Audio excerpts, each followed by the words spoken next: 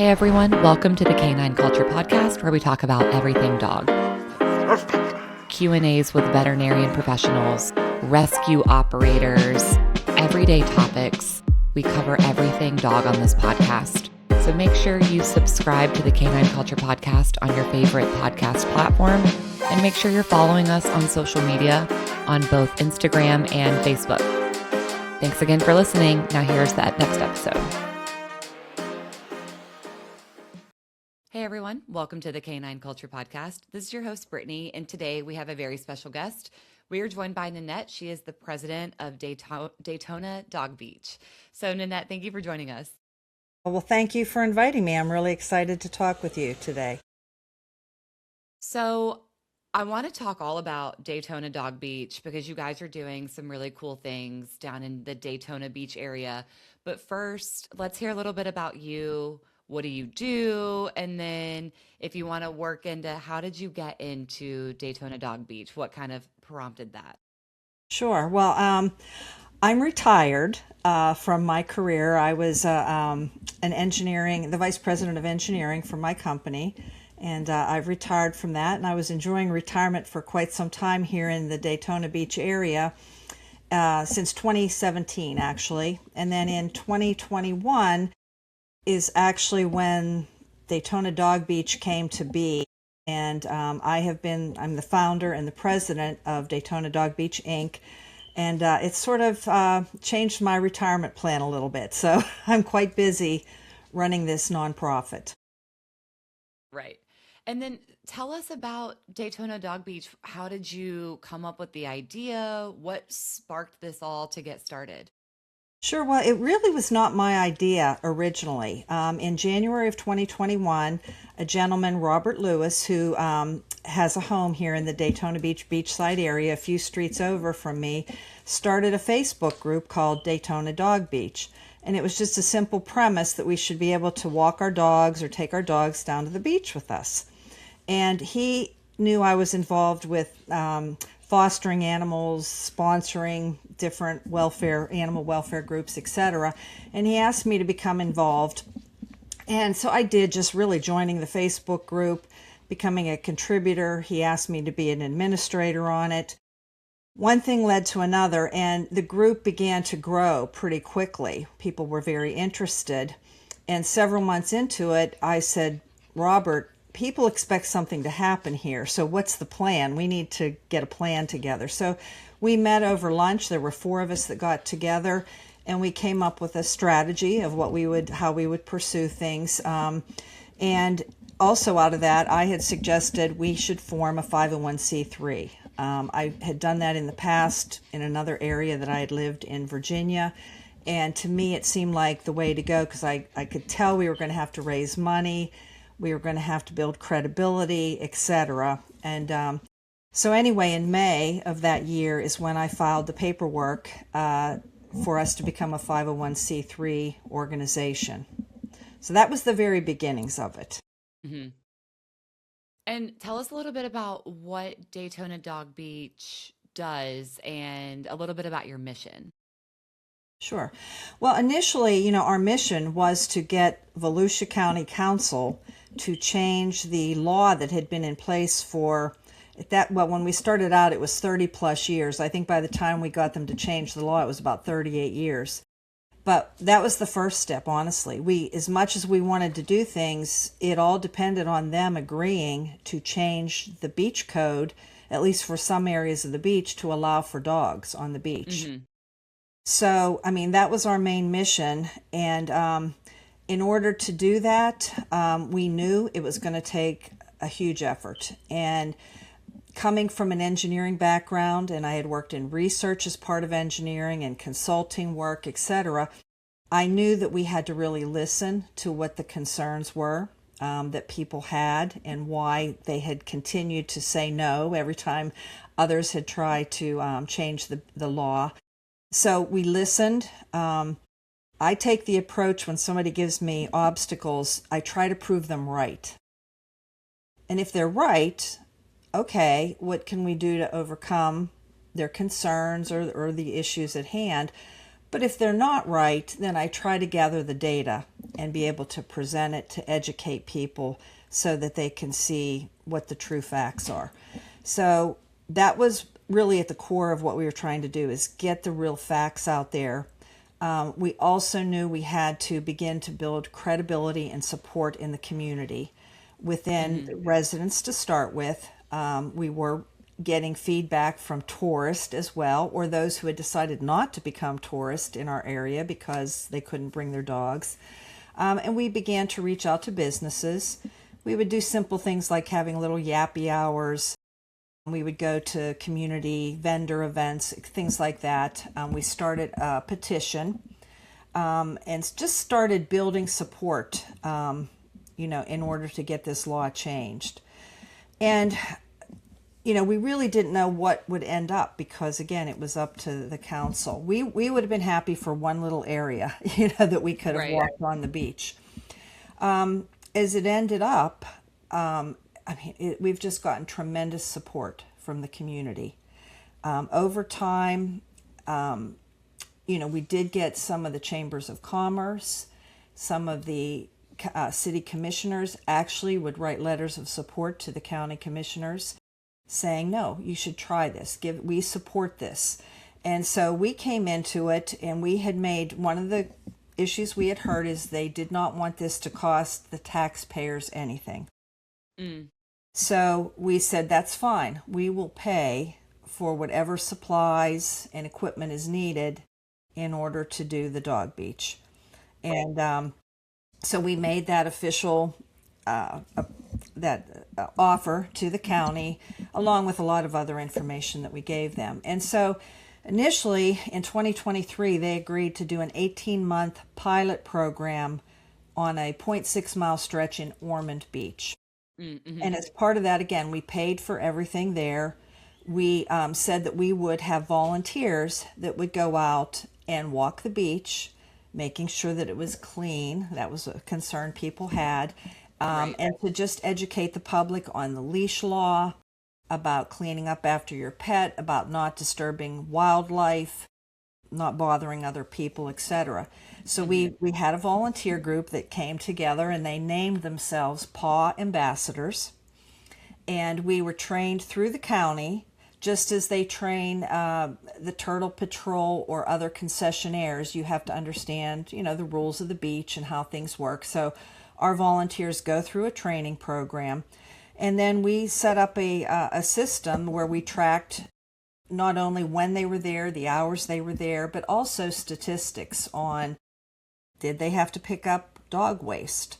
Did they see a dog off leash? How many dogs were they seeing in a given, 1 to 2 hour period? Things like that. We were also concerned about the dog's safety. So did we see any dogs that were suffering maybe from heat exhaustion or not being cared for? So we kept those statistics. And what we decided to do is to clean up the beach, not worrying about the dog beach, but cleaning up trash.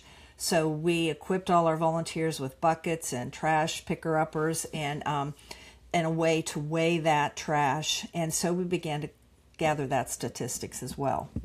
And we for 18 months, we submitted that every month to the county. They had animal services also were out there during that time, and they were collecting similar data, not exactly the same, but much of it was similar.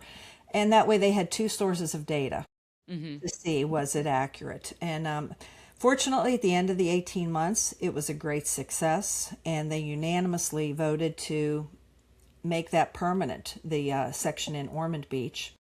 Congratulations. Yes, thank you. And a month later, they voted unanimously to have their staff work with our organization to consider another stretch in Daytona Beach, right next door. Wow. So we worked with them. And in December of 2025, we opened the Daytona stretch, and it's a 1.7 mile stretch of beach that's dog friendly. And again, we did the same thing. We paid for all the supplies, the equipment. Our volunteers are out there every day. We're just continuing what we had said. They really didn't require us to continue to collect trash and all that, but we want to do that. So that's where we're at right now is, that was our main mission, was to get dogs on the beach. And we've done that in 2 areas in Volusia County so far. We have told the county we are financially and with volunteers prepared to do it elsewhere in Volusia County if that would Hmm. be their choice. So they know that. And we do hear from a lot of residents that want that in other areas. They see the success of it, and they want it there too. So we'll see where that goes as far as the dogs on the beach. Yeah. There's a lot that goes into it. I would not have imagined all of the steps that you just told me you took, but it makes perfect sense, right? You're building that credibility, you're getting backed by local people and local businesses, you're getting that buy-in, you're giving a commitment. So you're saying, hey, we'll financially support it, which I don't think a lot of people think about the financial aspect of it. You've got to put up signs, you've got to have waste bags, you've got to have baskets, you've got to have all of that. And then I think you guys truly took it a step further with those volunteers out there collecting that trash, keeping that data, but that makes sense. So, a follow up question to that is number one, how many volunteers cover one of those stretches, whether in Ormond or over at Daytona? And then how often are those volunteers going out? Right. Well, over the course of this, we've probably trained, and I don't have the exact numbers, but I would say we've trained probably 80 some volunteers. Wow. Some of them have moved away. Hmm. We have a lot of retirees here, and sometimes they move somewhere else or back up where they came from, or they move where their children are. So we have had some move away. So right now we have probably 70 in place volunteers. And like any nonprofit, and I've volunteered at places before, so I know this to be true, you probably have about 40% Yeah. that are really the ones who are out there the most Right. time. Some will come Yeah. here and there. So that's kind of where we're at right now. We have, for the smaller stretch, the point 0.6 mile, we have kind of a core group that go in the morning, for example. And it's pretty much the same people, although some rotate in and out depending on work schedules or they come on the weekends. And they will walk that entire beach. So it's, round trip is 1.2 miles. And they'll do Hmm. that every day, every Oh, day. wow. And then some come, throughout the day, some come more in the evening, maybe after work and that. So there's a group that tend to go to the Ormond Beach. Down here in the Daytona area, it's a longer stretch. So I know myself, where I live, I can walk to the beach, do the full route, and come back to my home. It's about a 4 mile walk.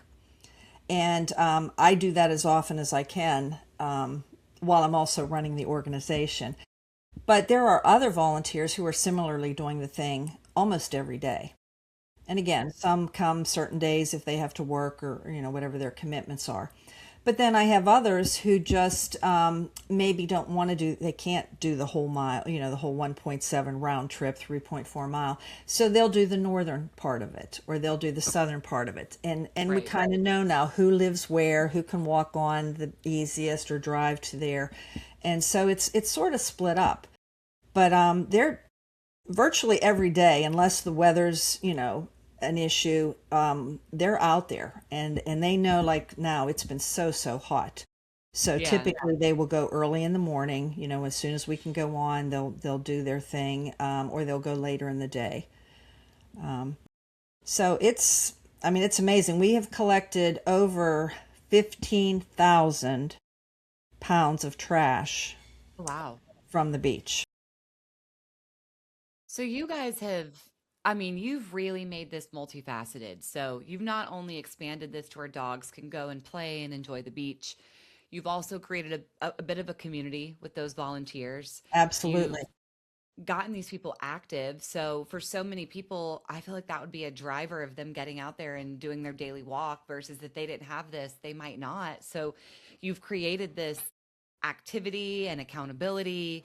You're cleaning up the beach, which I know like in Jacksonville, we absolutely need that. And so I'm sure it's the same there.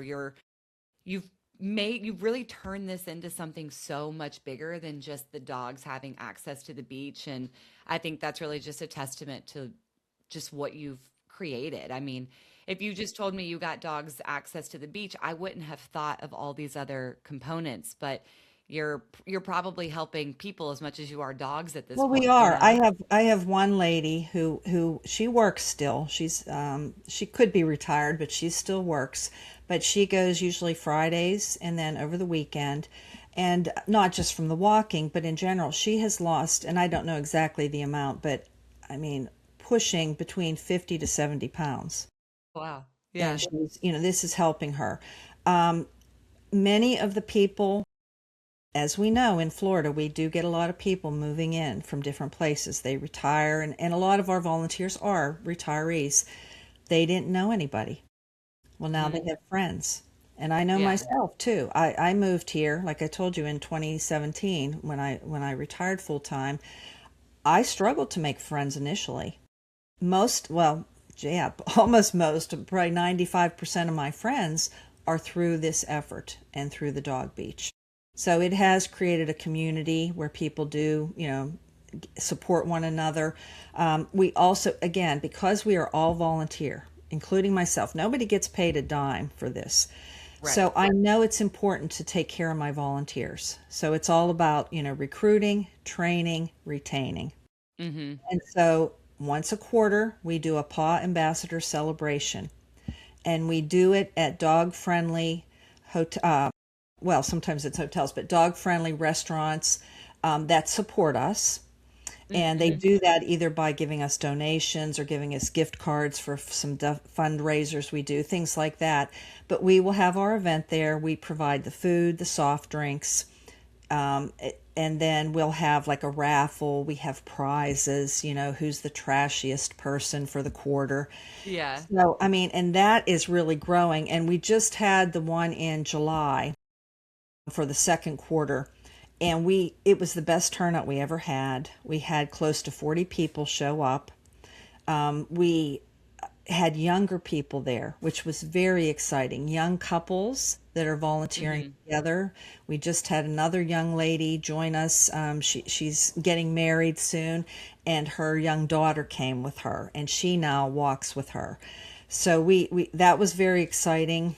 We have high school students who Mhm. volunteer with us. We track their hours for their Bright Future scholarships and for Yeah. other things that they need to provide proof of their volunteer efforts. So we're getting a growing list of high school students, and that's something we really want to focus on even more so because I'm retired. I'm gonna be here as long as I can, but I'm trying to plant the seeds so that Daytona Dog Beach outlives me Right. and is carried on by the next generations. Because, like you said, it's not just about dogs on the beach. It is the sense of community pride, the environmental impact, the friendship. I mean, it's just wonderful on so many fronts. Yeah. And you talked about training your ambassadors. So let's talk a little bit about responsible dog ownership because for something like this to be successful, there has to be education.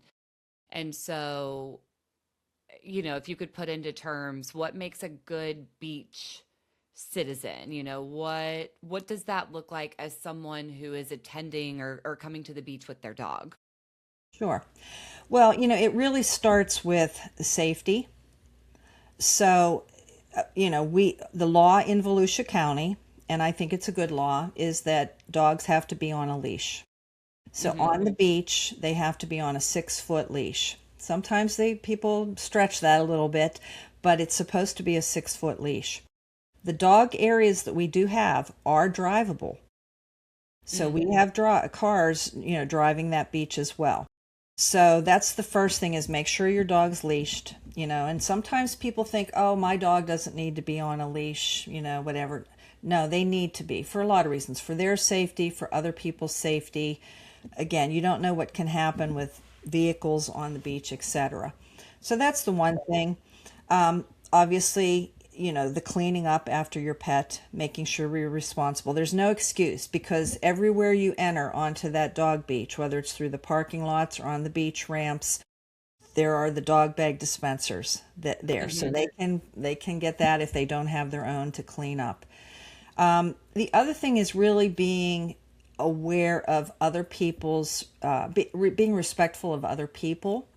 Not everybody wants to be around a dog, Right. and that's okay. So, people, we don't want people just, oh, my dog wants to see you or whatever.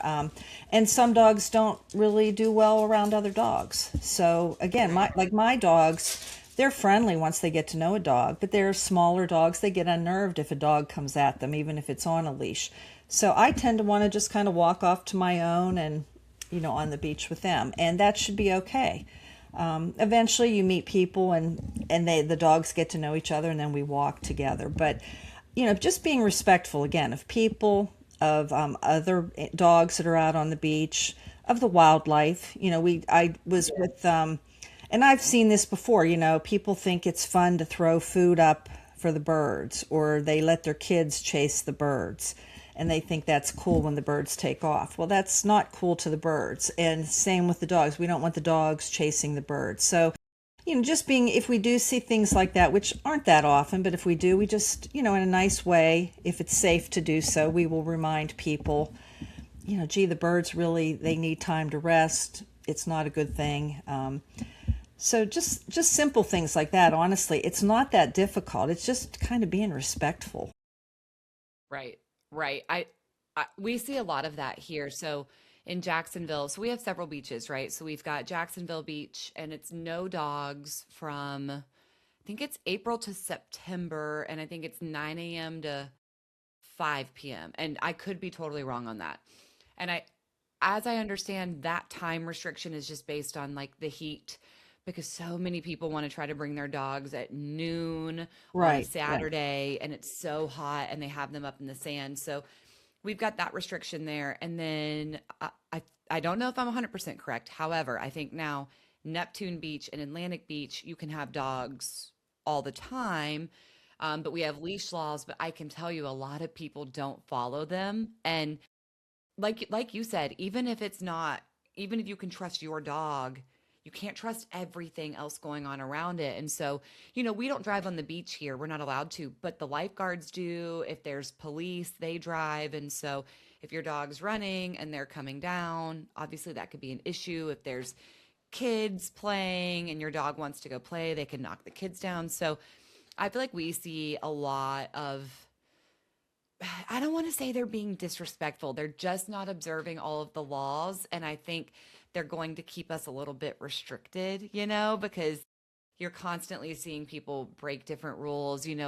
We've seen dogs like dig up like sea turtle nests, and it's like, that's absolutely not allowed. Just get your dog and don't let them do it. They can go dig somewhere else. Right. Hopefully you fill the hole in, but they can go dig somewhere else, So there's a lot to be said for being a good beach citizen, and it's truly just common courtesy, which it is. Well, sometimes we're lacking. I kid around, but we are the last people usually out on the beach before the sun goes down. And during turtle season, we are very aware of the need to make sure the holes are filled in. Yeah. That the turtles don't fall, right. So we do that. We will go fill them in. We kick that in. We do whatever we can. I've even had my volunteers want me to buy rakes so they can rake it in. Maybe at some point I will. Yeah. But we do that. We're the ones out there doing that. And I jokingly, but half jokingly said at our last Paw Ambassador celebration, we're having a record sea turtle season here in Volusia County. And I said, I think we might have something to do with that. Oh, because you guys have been protecting them and filling in all the holes and making sure they're all safe. And people think, oh no, dogs on the beach, that's going to be bad for the turtles. But we're actually, we love all animals. So we're trying to protect the sea turtles too. And I'm not saying that that's a direct link, but I like the idea of making that link there. Right. It might be. Who knows? Yeah. And honestly, if I can, my volunteers are also out there. We're sunrise to sunset. So many times we are out there before the turtle patrol. And I have had volunteers who will see the turtles. Maybe some of them haven't gotten out, and they will stand watch, or they know who to notify in order to make an alert. And they will wait there until the turtle patrol or the Marine Science Center or the lifeguards come to help those turtles. So we are doing that too. Again, it's just something we want to do because we care. We really care about, the environment and the animals and that. You guys are going to have a subsidiary called the Turtles of Daytona Dog Beach. Yeah, yeah, yeah. So you mentioned earlier beach safety for dogs, and this one is a big one for me because between the heat, keeping your dogs hydrated, their paws, there's so many different concerns. So talk about some of the safety concerns for dogs, things that you either see often or feel that you're educating people on often. Okay. Well, so, I mean, for example, one rule of thumb I have, and whether it's good or bad, this is how I do it. I walk on the beach in my bare feet. Hmm. So if it's comfortable for me to walk on the sand, my dog walks there. Hmm. For me, my dogs are smaller. If the sand is a little bit too hot and I'm kind of going quickly, I'll pick them up till we can get to the areas closer to the water where it's cooler. Right. So that's one thing. Some of my volunteers now and some of the people here, they're actually buying booties for their dogs. Yeah. So they'll do that. And what we have found too, though, is, Daytona Beach is a pretty wide beach. Obviously, if you're close to the water, it's getting wet occasionally. It's actually pretty comfortable to walk on. The further up you go towards, in our case, we have seawalls mainly in all these areas. Yeah, you get up far there. I don't care if you're a person or a dog. The sand is going to get hot when it's 90 degrees out. So, but honestly, I don't see that many people walking the dogs up in those areas. When they're out walking, the people want to be cool. They want the little bit breeze, which is closer to the water. So they are walking closer down to the water for the most part. The only part where they would transition, obviously, is they're coming down from a parking lot and onto the sand. Right. But I've really not seen, again, it's been now multiple years. We've not had any instances where we're aware of any dogs that have gotten their feet burned because of it or anything like that. As far as hydration, we do have the hydration stations that are, again, at many of the entrance points. They've put them in where there's bowls there, so there is hydration. Oh, We nice. do remind people that the hydration stations are there, and that's also where they can rinse the dogs off when they're leaving the beach as well. It's interesting though because when we were doing the pilot in particular, we were on alert all the time watching for this. People were more likely to put umbrellas up or little pop-up tents to protect their dogs more than they were themselves Yeah. or even their children. Hmm. So it's amazing. Most people that we see, I mean, are actually providing shade for their dogs. Many times when, especially during the pilot, I would walk by and I would point out the hydration stations and people would say, oh, no, I have water here. And they would show me they had the coolers or whatever. So we are really seeing people being responsible in that regard of protecting their dogs. We remind people, if they're in the water, be careful, don't let them drink the salt water. And that's, that happens with people. If you're out in the water and that's why they tell you to always shower when you come off the beach and that, because the salt water can create intestinal issues for people, and it can for dogs as well. But honestly, we have not, I'm not aware of any instances where we've had dogs that had to be treated because of any of these issues. Animal Services hasn't had to respond to any of this. So, I think people are doing a really good job. I really do. That's awesome. I think that speaks a lot to the visibility that you guys have and the educational piece that you've been providing because I think without you guys, it might not look as good as it does, right? Like I said here, we don't really have anyone doing this kind of work. And you mentioned hydration stations. We don't even at most spots in Jacksonville Beach, Atlantic Beach, Neptune Beach, we don't even have like the beach showers with like the little spigot to clean your feet anymore. So Yeah. we certainly don't have anything for dogs to use. We have very few water fountains. And so there aren't even a lot of opportunities here A lot of those got removed, and so there's only a few, but it sounds like, again, having someone like you guys come in and make sure that all of that is taken care of. Like Yeah. that's really shaped good dog ownership. Yeah, and we have a great rapport with the county. I mean, we Hmm. work with all the different groups that are on the beach areas. A lot of it is with Coastal Division. They are the ones who maintain the hydration stations. The dog bag dispensers that are in. They certain days of the week they go and they check to make sure they're filled. What we have said is, I think Monday through Thursday we check. Hmm. So we know because there's like quite a few in there, but on holidays or busy weekends and things like that, sometimes we'll see, like, especially at certain key points where a lot of people come through, parking lots and that, we'll see they're getting low. And we have a whole process in place because they're all numbered. We let the Coastal Division know, hey, number 24 is getting low, and they are right on it, responding. And same with the hydration, with some of the storms and that, we've had issues where things maybe weren't working properly or some of the faucets weren't. And we just let the Coastal Division know. We have one point of contact and they have been on it. So it really does. I mean, it's a good partnership that we've developed. And, it wasn't easy because, again, we started from scratch and people didn't know how it would work out. But it's been really a positive thing. And it's really nice because the county is now really seeing what we're bringing to the table, Right.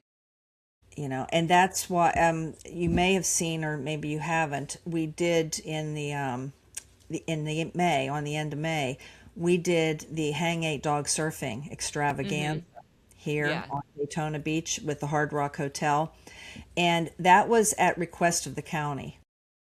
They reached Wow. out and said, Nanette, would your group maybe consider putting on a dog surfing event? And I said, I've never even been to one. I haven't even seen one, but we'll try anything once usually. Yeah. So, of course, we ended up partnering with Hang 8 Dog Surfing, which had been done in Flagler Beach. I reached out to the gentleman who runs that, Eric, and we formed a great partnership now with that event, and it's already scheduled for 2027. It was When's it going to be in 2027? We're going to 2 days now. It'll be May 30th and 31st. It's going to be over Memorial Day. So it'll be Wow. Sunday and Monday. But the Hard Rock is thrilled. The county's excited. Eric's on board. And we're actually having a new website. It's not totally ready for me to publish it, but it's close. We're going to have a whole separate website for Hang 8 Dog Surfing, where people can go on. That's where they'll get all the update information. If they have dogs, they can register them there. People can sponsor the event. So we're getting ready to release that no later than the end of August. So that's just something, again, where it's a benefit. We're bringing a lot of excitement to our community. Really good family friendly events here in Daytona Yeah. Beach. It's good for business. We're raising money for animal related nonprofits. So it's just a positive thing that's happening down here, and I think it's just going to keep growing because, I mean, I'm getting requests all the time for us to participate in different things or to do new things. And the only thing that really limits us is the manpower because, again, we're Yeah. all volunteers. Right. And most things aren't really, money isn't the issue because you can do things without spending a lot of money, but it's just getting people to do some of these things. It takes an effort. So trying to pace ourselves, and not, Right. Right. not overdo it. But So that gets into a question I was going to ask you. What kind of events do you do? So I knew about the surf contest, or I get surf contest, we can call it that, the surf event. What other events do you guys do? Do you have anything in like September or October, anything that's coming up? right. So the next event that we are sponsoring just ourselves, or, well, we're getting sponsors, but I mean, we are presenting it, is the Rough Rock and Roll Poker Run that's going to happen on October 15th. And it's the first day of Biketoberfest. Okay. And this will be the second year in the row we're doing it. We we are doing it again in collaboration with the Hard Rock Hotel, which sits on the dog-friendly beach. So that will be the starting point, and then we have 5 different dog-friendly restaurants that will be the different stops of the poker run, and then we'll end up back at the Hard Rock from 3 to 6 for a big after party with music and food and raffles and a lot of fun. So that's the big one coming up for us next. But we partner with groups too. So September 12th, this is the 3rd year in the row we're partnering with the Daytona Regional Kiwanis Club. They do the duck drop, where they race the ducks in the water. And so we have the Daytona Dog Beach Ducks. That's our team. And we're adopting ducks and trying to get our team as big as we can. And we will be on site also as a vendor at that event. So we're helping that. That's for children in the area, but then also the nonprofits who form teams, or if a person forms a team, part of the proceeds goes back to the nonprofit of their choice. So it's win-win for us and for the children. So we're doing that. And then Wolfgang Bakery and Grooming, along with Cutie Paws Pet Sitting, those 2 have partnered to put on a new event for the area on October 2nd and 3rd, and it's called Wolfoween. And it will be benefiting Halifax Humane Society and Daytona Dog Beach, Inc. So it's going to be I think it's Friday evening is the 2nd, and that'll be like a yappy hour at Ormond Brewing. And then the next day is like the trick-or-treating, so to speak, but for the dogs. So any vendor that comes in is free, but they have to bring dog treats for the dogs. And so people can bring their dogs and do the trick-or-treating with the dogs. That's a cute idea. Yeah, so that's an exciting event that we'll be partnering with them on, but yeah. So right now that's it. I mean, there's other things. We're probably going to do the holiday parade again this year in Ormond Beach. We did it 2 years ago, and our volunteers were there with our dogs, and we actually had a routine that we did to music for the judges. We took a break last year, but I'm getting a lot of the volunteers really want to do it again this year. So, and I said, okay, who's stepping up to help? And some of them have already. They're thinking maybe they're going to do a float this year and everything. So we'll see. But yeah, we're trying to do, again, as much as we can. But again, I just keep reminding them, whatever we do, I got to have people to help with this. Yes. And so again, pacing ourselves. Right. And for anyone listening, how does someone get involved? How do they become a volunteer? What are the steps that they would take to start working with you? Sure. Well, it's as simple as they can email either info@DaytonaDogBeach.org or volunteer@DaytonaDogBeach.org, and we will answer your emails.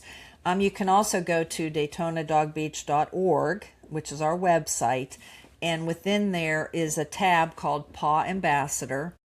And if you click on that, it'll take you step by step for all the things it's not that much. It takes about an hour of you watching some videos, a couple forms to fill out, and then you let us know you're ready. And our volunteer coordinators meet you, take you on your first route volunteering on the beach, and kind of show you the ropes, so to speak, and you're off. Okay. So we make it simple, and I remind everybody, I don't want anybody to feel pressured. Mm-hmm.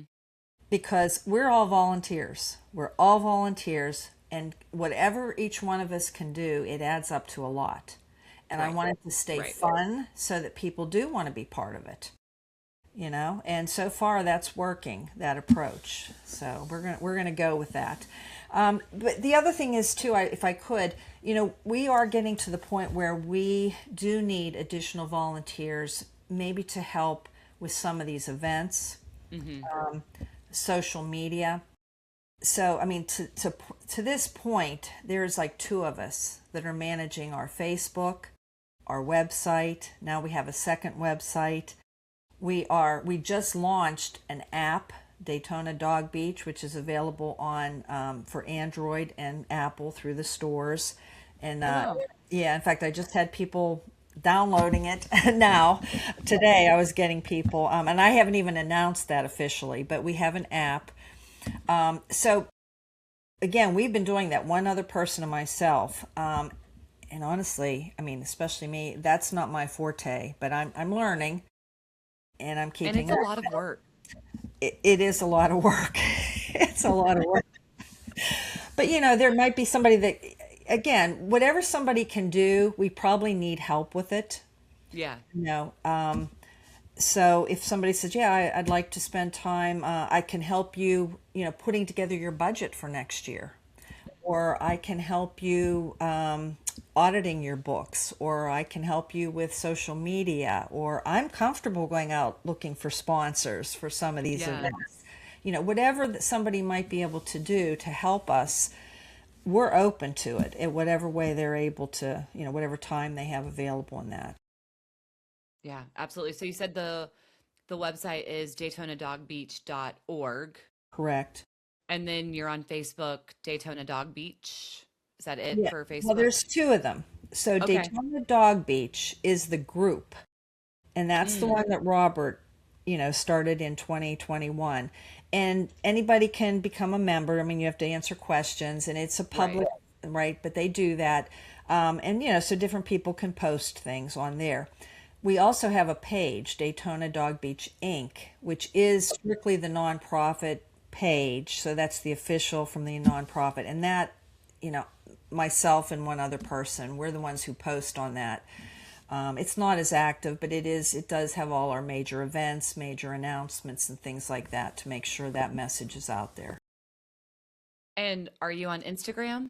We are, and it's Daytona Dog Beach, I think is how it is. And again, that's not my forte, so it probably could use some loving right now. Yeah, you got to get on Instagram. That's where everyone's at. We've got to get you guys over there. Yeah, yes, we like I said, we're on there, but it doesn't have as much on there as I would like. But Sure. Yeah. Well, Nanette, thank you for providing all of this information and telling us all about Daytona Dog Beach. I'm excited for your upcoming events and all of your growth. And any of the listeners, if you can help in any way, please reach out to Nanette. Their team could use it. And thank you so much for what you're doing.